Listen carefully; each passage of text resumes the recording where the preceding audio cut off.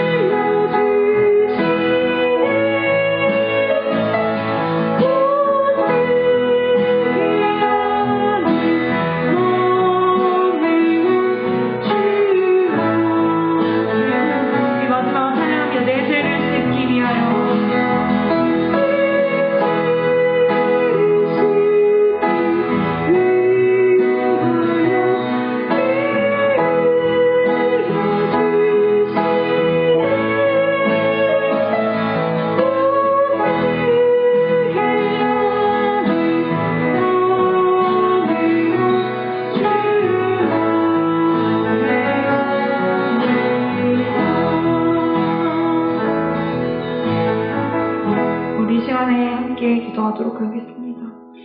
지금 세상이 많이 어지럽고 악한 것들이 많고 많이 어렵고 힘든 가운데 있습니다. 주님, 이 세상을 살면서 저희가 정죄한 것들, 저희 눈으로 판단한 것들, 주님, 이것이 악하고 저것이 선하다고 저희 입으로 범죄하고 저희 생각으로 판단했던 것들 용서해 달라고 이 시간 기도하도록 하겠습니다. 이 나라의 모든 악한 것들이 주님, 사실은 저의 잘못입니다. 이 나라의 아버지 망가진 것들이 사실은 믿는 자로서 올바로 살아내지 못한 저의 잘못입니다. 주님, 용서하여 주옵소서. 이 나라의 모든 것들을 또한 회복시켜 주옵소서. 주님, 저희가 회개하며 나아가오니 주님, 이 나라를 불쌍히 여겨주시고 이 나라를 다시 한번, 정말 다시 한번 하나님의 손에 붙들림 받은 하나님의 나라로 인도하여 달라고 우리 이 시간 같이 기도하도록 하겠습니다. 기도하시겠습니다.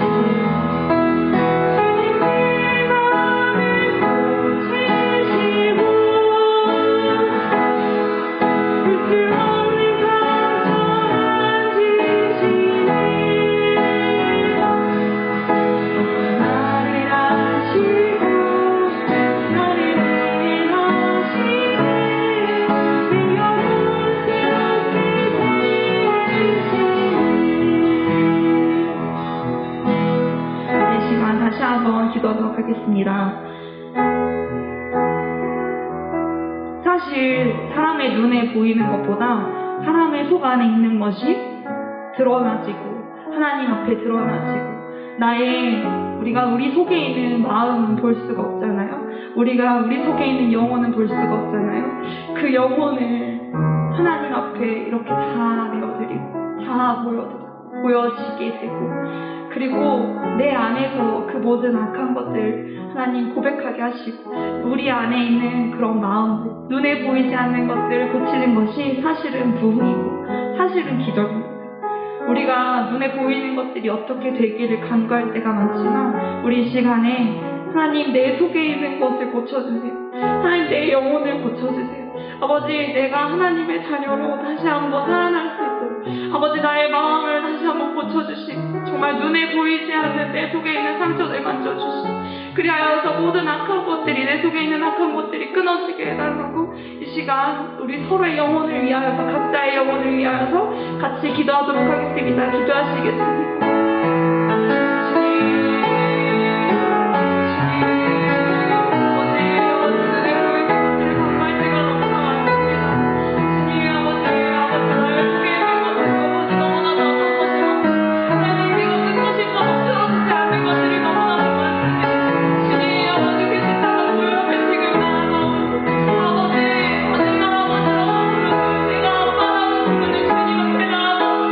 하나님 나를 고쳐주시옵소서.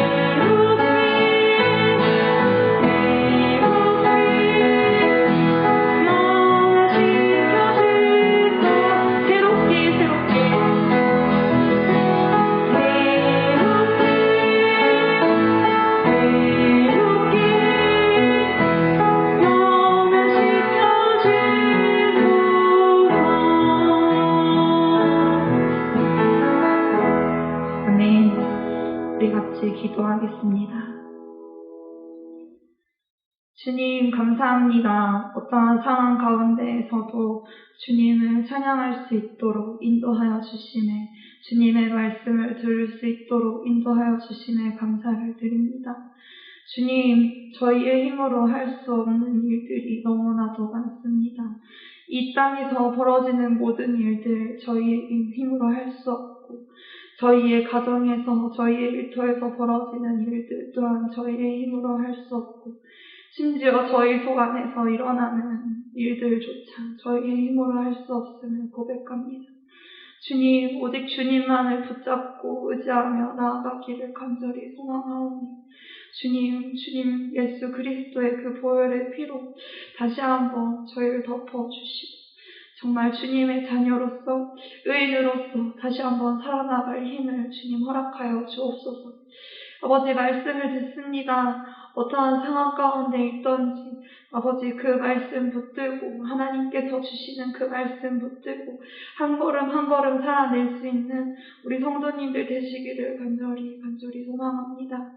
주님, 아버지 말씀 들을 때 어느 자리에 있던지 주님, 그 말씀이 정말 저희의 마음 가운데, 저희의 영혼이 잘 듣고 마음 안에 새겨서 주님, 정말 듣고 잊어버리는 그런 말씀이 아니라 정말 저희를 살리고 저희가 하루하루를 살아내는 그런 귀한 양식이 될 수 있도록 주님 붙잡아 주옵소서.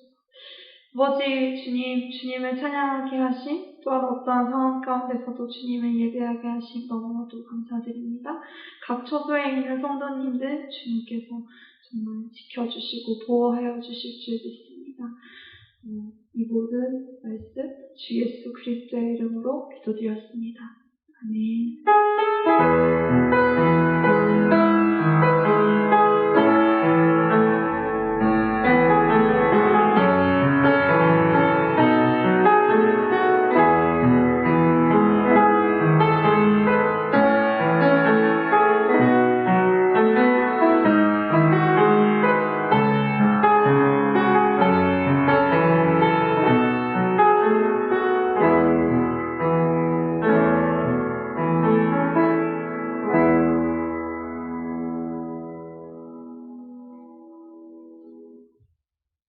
우리 같이 말씀 보겠습니다. 하나님께서 오늘 우리에게 주신 말씀은 마태복음 9장 1절에서 8절까지 말씀입니다.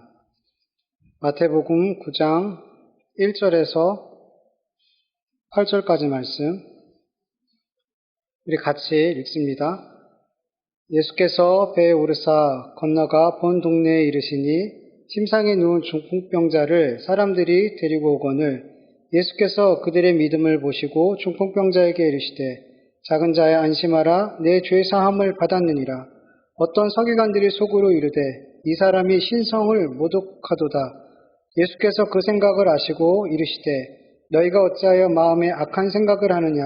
내 죄 사함을 받았느니라 하는 말과 일어나 걸어라 하는 말 중에 어느 것이 쉽겠느냐.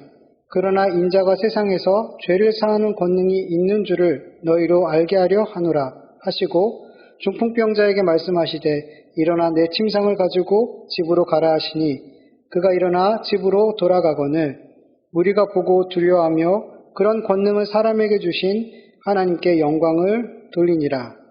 아멘. 여러분, 오늘 본문을 보면 침상에 누운 중풍병자를 사람들이 4사람이 예수님께 데리고 오게 돼요. 마태복음에는 아주 간략하게 기록하고 있는데 마가복음 2장을 보면 이 장면이 아주 자세하게 기록되어져 있어요. 예수님께서 가버나움에 있는 한 집에 거하실 때 이 소문을 사람들이 듣고 예수님께 모여들게 되는데 너무 많은 사람들이 모여들어서 문 앞에까지 빈틈이 없을 만큼 꽉꽉 사람들이 들이찼어요. 그때 예수님의 소문을 이 중풍병자와 그리고 이 사람을 소중히 여기는 사람들이 듣게 됐어요. 그리고 예수님이 있는 곳으로 데리고 이렇게 온 거죠. 그런데 사람들이 너무 많아가지고 예수님 앞에 이 사람을, 이 중풍병자를 데리고 갈 수가 없었어요. 그들이 어떻게 했을까요? 그들은 이 중풍병자를 지붕으로 데리고 올라가고 지붕을 뜯어내서 구멍을 내고 이 중풍병자를 달아서 내렸어요. 여러분, 당시 가옥 구조를 보면요, 지붕으로 올라가고 지붕을 뜯어내고 이런 일들은 그렇게 어려운 일이 아니었어요. 외부에서 지붕으로 올라가는 계단이 기본적으로 있었고 지붕이 평평했어요. 예, 이렇게 세모나거나 이렇게 어떤 모양이 있는 게 아니라 평평했어요. 그래서 여름철에는 그곳에서 잠을 자기도 하고 곡식이나 과일을 말리거나 익히는 장소로 그렇게 사용했었어요. 지붕은 갈대나 나뭇가지 위에 이렇게 진흙을 바르거나 그리고 모래나 자글로 덮어서 만들었기 때문에 이렇게 지붕을 뜯고 원상복귀하고 뭐 이런 일은 그렇게 어려운 일이 아니었어요. 예. 여기서 이 중풍병자를 데리고 온 사람들이 어떤 사람이었을까 이제 궁금해지죠. 이렇게까지 이 중풍병자를 예수님 앞에 데리고 온 이렇게 지붕을 뜯어가면서까지 예수님을 만나게 하려고 한 이 사람들은 어떤 사람일까 궁금하죠. 여러분 성경을 보면은 어떤 사람인지에 대해서 전혀 나오지가 않아요. 그래서 학자들은 중풍병자의 종이다 이렇게 말하기도 하고 중풍병자의 가족이다 아니다 친구다 이렇게 말하는 여러 학자들은 그렇게 말을 하지만 정확히 어떤 사람인지는 알 수 없어요. 다만 이 네 사람은 중풍병자의 명령을 따라서 수동적으로 이곳에 온 사람은 아니라는 거예요. 만약에 그랬다면 예수님 앞에 나아갈 수 있는 그 상황이 안 되는 것을 보고 불가능하구나, 이거 못 가는구나 이런 상황을 보고 어떻게 했어요? 금방 포기했겠죠. 억지로 온 사람이라면, 수동적으로 온 사람이라면. 그런데 이 네 사람은 예수님 앞에 갈 수 있는 상황이 어려움에도 불구하고 포기하지 않고 어떻게든 예수님 앞에 이 중풍병자를 데려가려고 방법을 찾더라는 거예요. 예. 이런 모습을 볼 때 이 네 사람은 자발적으로 이 중풍병자를 데리고 왔고 그리고 이 중풍병자를 고치고자 하는 간절한 마음이 있었다는 거예요. 그리고 무엇보다 이 사람들이 포기하지 않고 이 중풍병자를 예수님 앞에 데리고 나아갈 수 있었던 결정적인 이유는 예수님 앞에 중풍병자를 데리고 나아가면 반드시 고침을 받을 거라는 믿음이 그들에게 있었던 거예요. 그래서 그들은 포기하지 않고 수단과 방법을 다 동원해서 중풍병자를 예수님 앞에 데려다 놓은 거예요. 그런데 여러분 지금 이 상황을 보면요. 마가복음 2장에는 예수님이 모인 사람들에게 하나님의 말씀을 가르치고 있었다라고 말씀하고 있어요. 예수님도 그렇고 거기 모인 많은 사람들도 정말 중요한 시간을 보내고 있었죠. 예수님의 말씀을 듣는 가운데 누군가 구원받는 믿음이 생기고 예수님을 따르는 삶이 나오잖아요. 너무나 중요한 순간을 보내고 있었단 말이죠. 근데 이 4명의 사람들이 지붕을 뜯어내는 순간 예수님과 많은 사람들의 그 중요한 시간들이 깨져버리게 됐어요. 예수님의 말씀은 끊어지고 그 집 안에 있는 사람들은 먼지를 뒤집어 쓰게 됐어요. 갑자기 날벼락이죠. 그리고 어떤 사람이 침상에 그 구멍을 통해서 뜯어낸 구멍을 통해서 내려오더라는 거예요. 너무나 황당한 일이죠. 저는 이런 모습을 보면서 이 네 사람이 너무 이기적인 것 같다라는 생각이 들었어요. 자기들이 중요하게 생각하는 사람을 고치기 위해서 많은 사람들의 중요한 시간을 깨뜨리고 불편함과 불쾌함을 주는 이런 모습은 제 마음이 왠지 이 말씀을 읽으면서 불편하게 느껴지더라고요. 이런 방법밖에 없었을까? 예수님이 그 집에서 나오기까지 좀 기다리든가 사람들이 좀 빠져나가기를 기다리든가 좀 다른 방법을 좀 생각해보면 좋았을 텐데 이런 과격한 방법밖에 없었을까? 너무 다른 사람에 대한 배려 없는 이런 모습이 저는 불편하더라고요. 그런데 여러분 오늘 본문 2절을 보면은 어떻게 기록하고 있어요? 예수님께서 그들의 믿음을 보시고 중풍병자에게 이르되 작은 자야 안심하라 내 죄사함을 받았느니라 이렇게 말씀하시더라는 거예요. 여러분 예수님께서는 제가 볼 때에는 과격한 행동이고 이기적인 행동이고 다른 사람에게 불편함과 불쾌함을 주는 행동이지만 그것에는 아무 관심이 없더라는 거예요. 예수님은 오직 그들의 뭐에만 관심이 있어요? 믿음에만 관심이 있더라는 거예요. 그들이 어떤 짓을 했는지 거기에 신경 쓰는 게 아니라 그들의 믿음만 보고 계시더라는 거예요. 여러분 예수님께서 여리고를 떠날 때에 맹인 2사람이 길가에 앉았다가 예수님이 지나간다라는 소리를 듣게 됐어요. 그들이 어떻게 했을까요? 주여 우리를 불쌍히 여기소서 다윗의 자손이여 하면서 예수님을 불렀어요. 너무 큰 소리로 부른 거예요. 보이지 않으니까 예수님은 어딘지 모르니까. 그래서 사람들이 그들을 어떻게 했을까요? 꾸짖었어요. 막 꾸짖으면서 조용히 하라고 잠잠하라고 꾸짖더라는 거예요. 그때 이 2 맹인은 더욱 큰 소리로 예수님을 부르더라는 거예요. 그리고 예수님께서는 가시던 길을 멈추고 그들을 불러오게 하고 너희들 뭐 원하는데 보기 원합니다. 예수님께서 그들의 눈을 만지시고 고쳐주셨어요. 예수님은 그들이 어떤 짓을 하는 거 사람들은 막 꾸짖을지라도 예수님은 그런 모습이 아니라 그들이 갖고 있는 믿음만 보시더라는 거예요. 그리고 그 믿음 가운데 역사하시더라는 거예요. 여러분, 사람들은 대부분 내 말과 행동과 결정에 대해서 다른 사람이 어떻게 생각하고 평가하고 판단할지 정말 많이 신경 써요. 예민한 사람들은 정말 여기에 매여서 살기도 해요. 예. 왜 그러냐면 내가 다른 사람을 자꾸 그렇게 판단하고 평가하기 때문에 이런 게 심한 사람들은 더 다른 사람이 나를 어떻게 생각하고 평가할까 이거에 더 많이 예민한 것 같아요. 그렇게 예민하지 않은 사람조차도 다른 사람이 나에 대한 판단, 어떤 평가, 칭찬 이런 것들에 되게 예민하지 않을 수 없어요. 그래서 다른 사람의 판단과 평가를 의식해서 내가 하고 싶은 말, 내가 하고 싶은 행동, 내가 하고 싶은 결정을 못할 때가 있더라는 거예요. 교회에서도 마찬가지예요. 다른 성도들, 목사님의 평가와 판단을 의식해서 마음에도 없는 열심을 내기도 해요. 받은 은혜가 없는데 은혜 받은 척하고요. 평안하지 않는데 평안한 척하기도 해요. 주님을 향한 믿음이 연약함에도 불구하고 믿음이 굳센 척하기도 한단 말이죠. 목회자들은 간혹가다 하나님이 주신 말씀이 분명한데도 불구하고 성도들의 눈치를 보면서 그 말씀을 못 전할 때도 있더라는 거예요. 그리스도인들이 세상뿐만 아니라 교회 안에서도 그렇게 사람들의 평가와 판단과 그들의 생각을 의식해서 자꾸 가면을 쓰고 살더라는 거예요. 난 지금 앞을 못 보고 있는데 사람들의 평가가 두려워서 보는 척하고 못 듣는데 듣는 척하고 그렇게 분명히 문제가 있는데 문제가 없는 척 그렇게 살더라는 거예요. 다른 사람이 평가가 두려워서 다른 사람이 나를 어떻게 볼까가 두려워서 그래서 예수님께 부르짖지 못하더라는 거예요.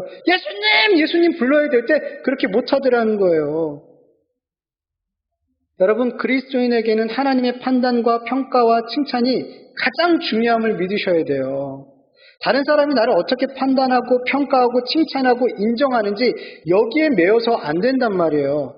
다른 사람의 평가, 판단, 칭찬 이런 것들 중요하지 않다는 거 아니에요. 그런데 주님의 평가와 판단과 주님의 인정 이것이 그리스도인에게는 비교할 수 없을 만큼 절대적으로 중요하기 때문이에요. 그것이 너무 중요한 거예요, 여러분. 그리고 여러분 생각해 보세요. 사람들의 평가, 인정, 칭찬 이거는 언제든지 순식간에 바뀔 수 있어요. 절대적이지 않단 말이에요. 예수님을 보세요. 예수님께서 예루살렘에 낙이 타고 입성하실 때 사람들이 호산나 다윗의 자손이여 하면서 자기 겉옷을 벗어서 깔았던 그들이 며칠 지나서 않아서 예수님 십자가에 못 박으라고 외쳤잖아요. 사람의 평가는 절대적이지 않아요. 금방 뒤집혀요. 조금만 나에게 뭔가 잘못하면 금방 뒤집힌단 말이에요. 그게 사람의 평가예요. 거기에 뭐 이렇게 매여서 사냔 말이에요. 갈라디아서 1장 10절 현대인의 성경으로 보면 내가 지금 사람에게 잘 보이려고 하는 줄 아십니까? 아닙니다. 내가 원하는 것은 하나님의 인정을 받는 일입니다. 내가 이제 와서 사람을 기쁘게 하겠습니까? 내가 아직도 사람을 기쁘게 하려고 한다면 나는 그리스도의 종이 아닙니다. 사람의 칭찬, 사람의 인정, 사람의 기쁨 이런 것들을 주님의 칭찬과 주님의 인정, 주님의 기쁨보다 더 중요하게 여기는 사람은 그리스도의 종이 아니에요. 여러분 어떠세요? 교회에서, 여러분 일터에서, 가정에서 누구의 칭찬과 누구의 인정과 누구의 평가에 여러분 영향받으세요? 여러분 우리는 가정이든 교회든 직장이든 어디에 있든 주님의 칭찬과 주님의 인정, 주님의 기쁨이 항상 우선이 되는 삶을 살아야 되는 거예요. 그렇지 않으면 자꾸 사람에게 매인단 말이에요. 그들의 생각, 그들의 판단, 그들의 평가, 그들의 칭찬에 매일 수밖에 없단 말이에요. 그럼 주님의 종으로 살지 못하는 거예요. 사람의 종으로 사는 거예요. 여러분 우리가 참으로 예수 그리스도의 종이라면 사람들이 세상에서든 그리고 교회에서든 나를 어떻게 평가하고 판단하든 믿음을 따라 행동하시길 축원합니다. 그것이 주님의 기쁨이 되는 삶이에요. 히브리서 11장 6절 보면 믿음 없이는 기쁘시게 못하나니 여러분 믿음으로 하지 않는 모든 것은 하나님을 기쁘시게 못해드려요. 오히려 그것은 죄가 된단 말이에요. 여러분 믿음으로 하세요. 그것이 주님께 옳다 인정함을 받고 칭찬을 받는 거예요. 여러분 우리가 세상에서 믿음으로 살 때, 아니 교회 안에서조차도 믿음을 따라 살아갈 때 사람들에게 우리는 걸림이 되는 존재가 될 수 있어요. 교회 안에서조차도. 그들에게 믿음으로 우리가 살아갈 때 어리석은 존재처럼 보일 수 있고 때로는 상식이 없는 사람 취급받을 수 있고 칭찬과 인정은 고사하고 비난과 손가락질을 받을 수도 있단 말이에요. 그런데 그 사람들이 나를 어떻게 평가하고 판단하고 그렇게 나를 생각하는지 여러분 그것이 아니라 주님이 나를 옳다 인정하시고 칭찬하시는 그것을 바라보고 행동하시기를 바라요. 고린도후서 10장 18절 옳다 인정함을 받는 자는 자기를 칭찬하는 자가 아니요 오직 주께서 칭찬하시는 자니라. 아멘. 우리는 주님께 칭찬받는 삶을 살아야 돼요. 사람의 칭찬 이거 아무것도 아니에요. 여러분 중요할 수 있어요. 그런데 주님의 칭찬에 비교하면 아무것도 아니라는 거예요. 주님께서 옳다 인정하면 사람들이 뭐라 하든 여러분 상관없는 거예요. 상관없는 거예요. 오히려 여러분 많은 사람들이 나의 삶을 칭찬하고 인정하고 박수치면 오히려 우리는 마음에 두려운 마음을 가져야 돼요. 누가복음 6장 26절에 보면 모든 사람들이 너희를 칭찬하면 화가 있도다. 그들의 조상들이 거짓 선지자들에게 이와 같이 하였느니라 라고 말씀하고 있어요. 여러분 모든 사람들이 왜 거짓 선지자들을 칭찬했는지 아세요? 그들은 하나님의 말씀을 전하지 않고 사람들이 듣기에 좋은 말들을 많이 했어요.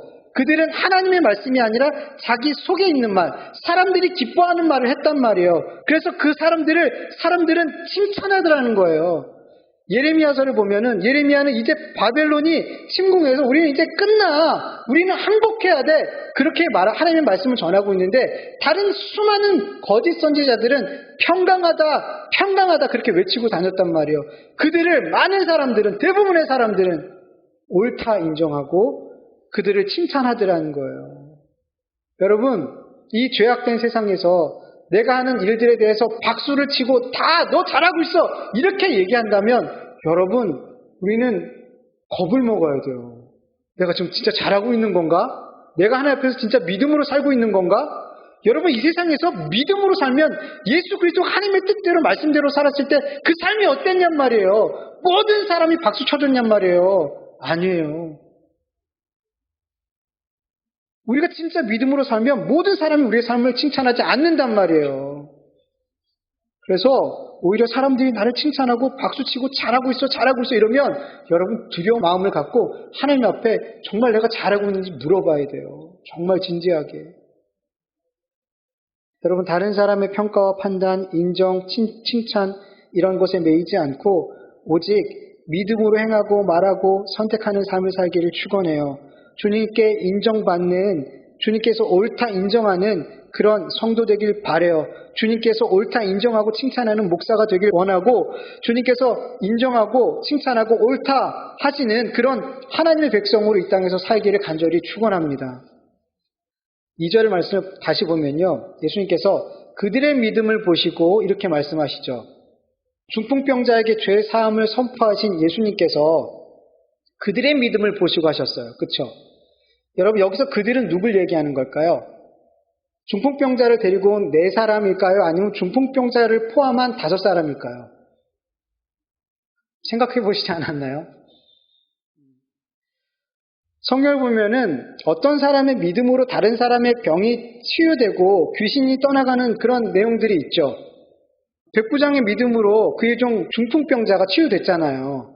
그리고 어머니의 믿음으로 그의 딸에게 붙어있던 흉악한 귀신이 떠나가기도 했어요. 그렇게 다른 사람의 믿음으로 누군가의 병이 치유받고 귀신이 떠나가는 일들이 성경엔 있어요. 그런데 여러분 만약에 그들의 믿음을 보시고 주님께서 죄사함을 선포하셨을 때 만약에 이 4사람을 지칭하는 거라면 죄 용서함도 다른 사람을 통해서 받을 수 있어요, 없어요? 받을 수 있게 되는 거죠. 더 나아가서 죄 용서함을 받다는 건 구원받았다는 거잖아요. 다른 사람의 믿음으로 인해 어떤 사람이 구원받을 수 있다 이렇게 볼 수 있게 되는 거잖아요. 그렇죠. 근데 여러분, 성경 전체를 보면은 다른 사람의 믿음으로 어떤 이가 구원받을 수 있어요? 없어요. 없어요. 죄사함을 받을 수 없어요. 에스겔서 18장 2절에서 4절 보면은 너희가 이스라엘 땅에 관한 속담에 이르기를 아버지가 신포도를 먹음으로 그 아들의 이가 시다고 함이 어찌 됨이냐 주 여호와의 말씀이니라. 내가 나의 삶을 두고 맹세하노니 너희가 이스라엘 가운데서 다시는 이 속담을 쓰지 못하게 되리라. 모든 영혼이 다 내게 속한지라. 아버지의 영혼이 내게 속함같이 그의 아들의 영혼도 내게 속하였나니 범죄하는 그 영혼은 죽으리라. 아버지의 죄로 인해서 그 아들이 죽지 않아요. 아들의 죄로 인해서 그 아버지가 죽지 않아요. 각각 그 사람의 범죄함으로 인해 그 영혼이 죽고 각각 그 의로 인해서 그 영이 산단 말이에요. 그렇기 때문에 그들의 믿음을 보시고 그렇게 죄사함을 선포하셨다라는 것은 이 네 사람을 이야기하는 것이 아니라 이 네 사람을 포함한 중풍병자까지 포함해 그들이라고 말씀하신 거예요. 여러분, 중풍병자는 이 네 사람과 동일한 내가 예수님 앞에 가면 내가 치유받으리라 그런 믿음을 갖고 이 자리에 왔더라는 거예요. 만약에 그렇지 않았다면 네 사람의 믿음만 예수님이 보셨더라면 주님은 그 중풍병자에게 일어나 내 침상을 가지고 가 이 말씀만 하셨을 거예요. 죄사함을 선포하지 않으셨을 거란 말이죠. 그런데 중풍병자도 예수님을 믿었어요. 그는 꼼짝할 수 없이 누워있을 만큼 그 병세가 심했어요. 그는 아무것도 할 수 없었어요. 그러나 그가 할 수 있는 최선의 것을 그는 그 누워있는 상태에서 했어요. 그게 뭐예요? 예수님을 믿는 거예요. 그 믿음을 보시고 예수님은 먼저 그에게 죄사함을 선포하신 거예요. 여러분, 우리도 신앙생활하는 가운데 이 중풍병자 같이 아무것도 하지 못할 때가 있어요. 꼼짝할 수 없을 만큼 사방으로 우격쌈을 당하고 답답한 일을 당하고 거꾸로 뜨림을 당할 때가 있어요. 그럴 때 우리가 할 수 있는 최선이 뭘까요? 예수님을 믿는 거예요. 이렇게 아무것도 할 수 없는 상황이 아닐지라도 우리 그리스도인은 어떤 상황에서든 주님을 믿어야 돼요. 이게 우리의 삶에 있어서 그리스도인에게 있어서 항상 최선의 삶이에요. 예수 그리스도를 믿는 삶, 예수님이 우리의 구주 되심을 믿는 삶, 예수님이 우리의 선한 목자 되심을 믿는 삶, 예수님이 우리의 유일한 길이시고 유일한 생명 되심을 믿는 삶, 예수 그리스도의 십자가의 보혈의 구속의 능력을 믿는 삶, 예수님의 말씀을 믿는 삶, 예수님이 하나님이심을 믿는 삶. 이것이 우리 그리스도인에게 있어서는 언제나 최선의 삶인 거예요. 하물며 아무것도 못하고 있을 때, 앞뒤가 다 꽁꽁 다 막혀서 우격쌈을 당해서 답답한 일을 당해서 아무것도 못하고 있을 그 순간 우리는 얼마나 주님을 믿어야 되냔 말이에요. 그럴 때 사람을 의지하지 말고 세상을 의지하지 말고 내가 가지고 있는 것들 의지하지 마세요. 그럴 때일수록 더욱더 주님을 믿으세요. 주님이 답이에요. 주님이 우리의 길이고 진리이고 생명 되세요. 우리의 답이 되세요. 3절을 보면 어떤 서기관들이 예수님의 죄사함의 선포를 듣고 나서 마음속으로 예수님께 신성모독죄라 이렇게 정죄를 하고 있어요. 아니 지금 이 사람 신성모독죄를 짓고 있네? 마가복음 2장 7절을 보면 이 사람이 어찌 이렇게 말하는가? 신성모독이로다. 오직 하나님 한 분 외에는 누가 능히 죄를 사하겠느냐? 이렇게 마음속으로 예수님을 정죄하고 있었어요. 율법을 잘 알고 있었던 서기관들은 하나님 이외에 죄를 사할 수 있는 자는 누구도 없다는 걸 잘 알고 있었어요. 하나님만 하실 수 있는 일을 지금 예수님이 하고 있더라는 거예요. 예수님이 하나님이라면 이건 신성모독이 아니겠죠. 그런데 그들은 예수님을 하나님으로 메시아로 믿었어요, 안 믿었어요? 안 믿었어요. 그렇기 때문에 예수님은 지금 신성모독을 하고 있더라는 거예요. 근데 이 서기관들이 예수님께 하고 있는 이 정죄는 곧 자기를 향한 정죄였다라는 것을 그들은 몰랐어요. 예수님이 신성모독을 하고 있는 게 아니라 바로 그들이 신성모독을 하고 있었더라는 거예요. 여러분, 가장 큰 신성모독은 하나님께서 이 땅에 보내신 예수 그리스도를 믿지 않는 거예요. 예수님을 믿지 않는 것이 곧 하나님을 믿지 않는 것이기 때문에 예수님을 믿지 않는 그것 자체가 가장 큰 신성모독이에요.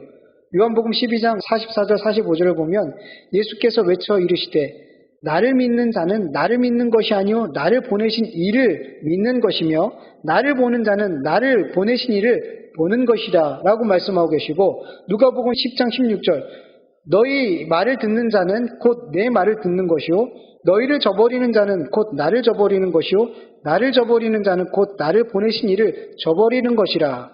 요한복음 15장 23절 나를 미워하는 자는 또 내 아버지를 미워하느니라, 이렇게 말씀하고 있어요. 예수님은 계속해서 그 사역하면서 내가 곧 하나님이야, 나를 본 자는 하나님을 본 거야, 그렇게 계속 하나님과 예수님이 하나임을 계속 말씀하셨단 말이죠. 예수님을 믿고 영접하는 자는 곧 하나님을 믿고 영접하는 것이고, 예수님을 본 자는 하나님을 본 것이고, 반대로 예수님을 저버리면 하나님을 저버린 거고, 예수님을 미워하면 하나님을 미워하는 거예요.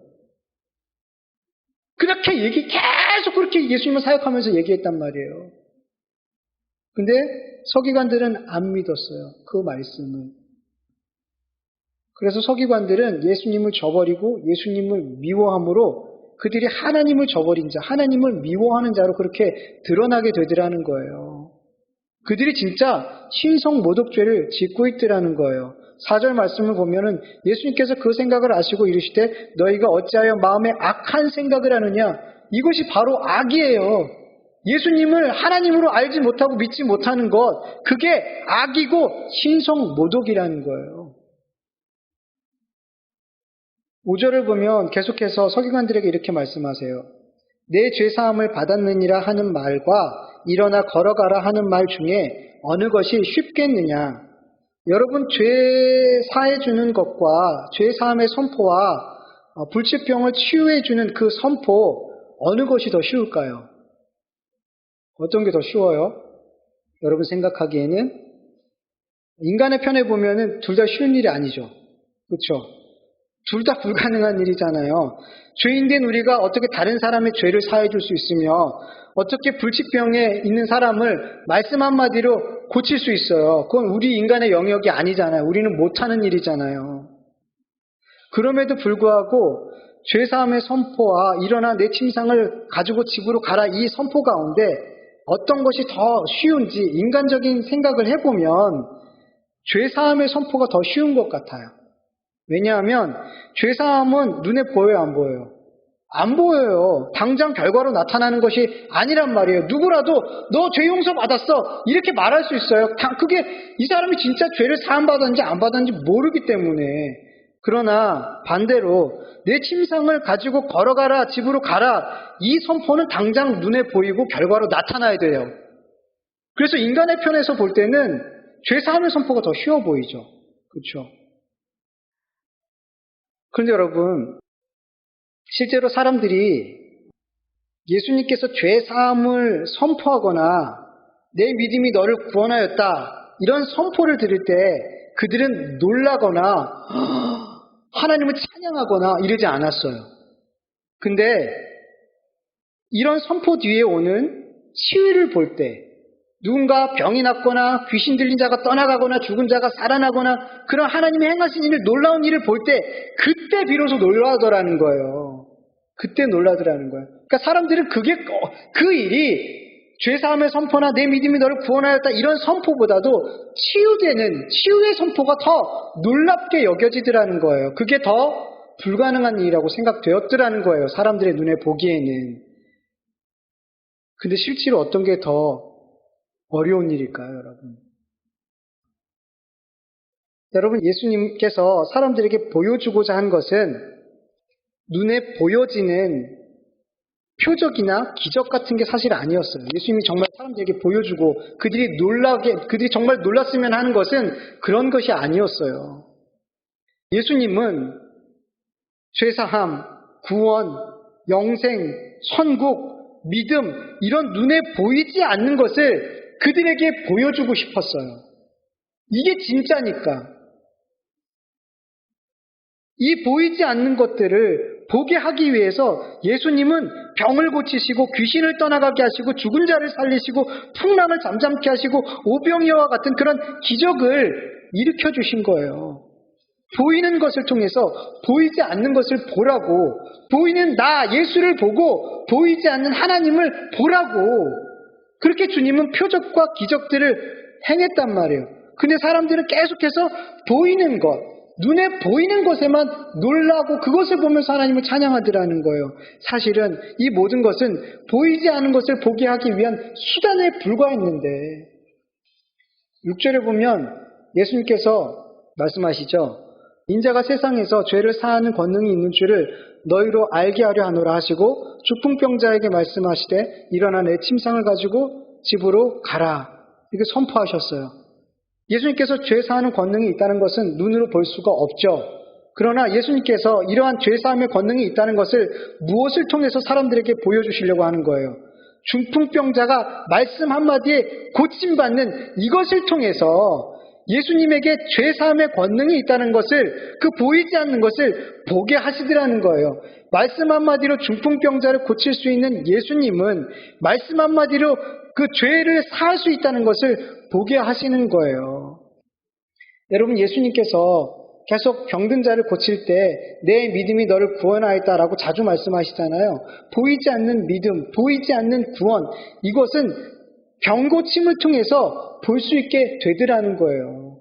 그래서 주님께서는 계속 병 고치기 전에 네 믿음이 너를 구원하였어, 이렇게 선포하는 거예요. 좀 보라고, 내가 너희들에게 진짜 보여주고 싶은 거, 너희들에게 진짜 주고 싶어 하는 게 뭔지 좀 보라고, 그렇게 그런 기적과 이적들을 행하시는 거예요. 여러분, 지금 이 시대에도 성령의 은사들이 많이 나타나죠. 옛날만큼은 아니지만 병고침, 예언, 방언의 통역, 방언, 귀신 들린 자가 떠나가고 이런 모든 성령의 은사와 기적들이 지금도 일어나고 있잖아요. 그런데 이것은 뭘 보게 하기 위함이에요? 눈에 보이지 않는 것을 보게 하기 위해서 주님이 주시는 어떤 수단이란 말이에요. 이게 신앙의 목적이 되면은 안 되는 거예요. 이것이 신앙생활에 있어 중심이 되면 안 되는 거예요. 이거는 보지 못하는 것을 보게 하기 위한 수단에 불과한 거란 말이에요. 근데 어떤 분들은 이것에 목매는 사람이 있고 이게 신앙생활의 전부인 사람들도 있더라는 거예요. 건강하지 않은 거예요. 여러분, 예수님을 통해 어떤 것을 여러분은 보기를 원해요? 내 삶에 예수님께서 눈에 보이는 많은 기적과 표적들을 행해 주시기를 원하세요? 그런 것 보기를 원하세요, 여러분? 저도 원해요.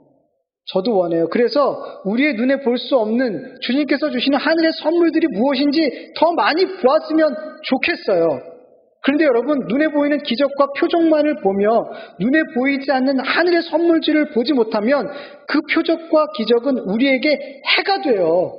차라리 보지 못하고 경험 못하는 게 오히려 낫더라는 거예요.